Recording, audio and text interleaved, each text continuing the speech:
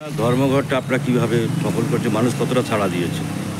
আপনারা প্রত্যেকেই জানেন 9ই আগস্ট আরজি করের তরুণী চিকিৎসককে যেভাবে নৃশংসভাবে খুন করে হত্যা করা হয়েছে, ধর্ষণ করা হয়েছে, তার প্রতিবাদে সারা পশ্চিমবঙ্গ তথা ভারতবর্ষ এবং ভারতবর্ষের বাইরেও মানুষ উত্তাল হয়ে গেছে, নারীর সুরক্ষার দাবিতে আন্দোলনে নেমেছে এবং এই ঘটনার বিচার চাই। এই ঘটনার সঙ্গে অভিযুক্ত সকল দোষীদের গ্রেপ্তারের দাবিতে এই আন্দোলন শুরু হয়েছে।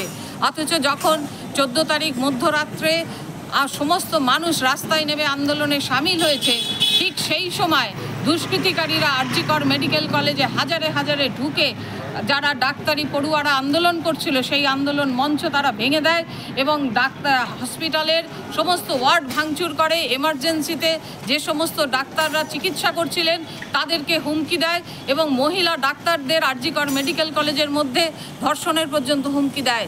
এই নারকীয় তাণ্ডব লীলার প্রতিবাদে আমরা এসইউসিআই দলের পক্ষ থেকে আজ 12 ঘন্টার সাধারণ ধর্মঘটের ডাক দিয়েছি।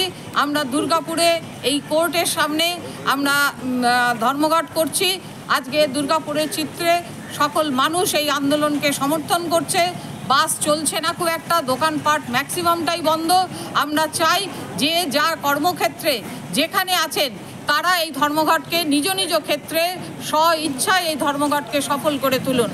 আমরা এই দাবিতে আজকে আন্দোলনে সামিল হয়েছি এবং সমস্ত মানুষকে এই আন্দোলনে সামিল হওয়ার জন্য আবেদন করছি। আমাদের সন্তানদের, মা বোনেদের সম্মান রক্ষার্থে এই আন্দোলন চলছে। ইনকলাব জিন্দাবাদ, এসইউসিআই কমিউনিস্ট জিন্দাবাদ।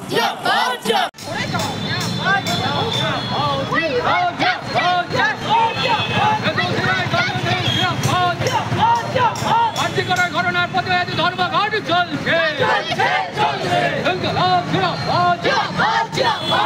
ঘটনা অবিলম্বে দোষীদের গ্রেপ্তার ও দৃষ্টান্তমূলক শাস্তি দিতে হবে।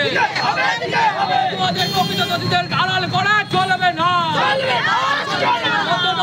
ডাক্তারি পড়ুয়াদের ওপর নাক্কারজনক আক্রমণ হলো কেন? প্রশাসন জবাব দাও।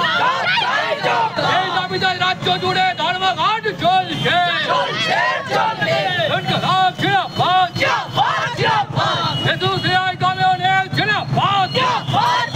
অবিলম্বে ঘোষণা করতে হবে, সমস্ত দোষীদের গ্রেপ্তার ও দৃষ্টান্তমূলক শাস্তি দিতে হবে।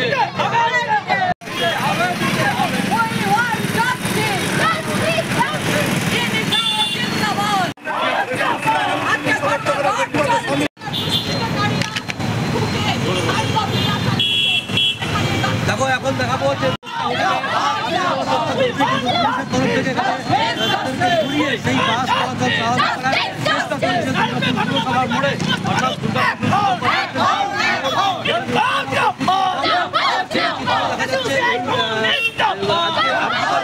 প্রতিবাদে যে এসইউসিআই 12 ঘন্টা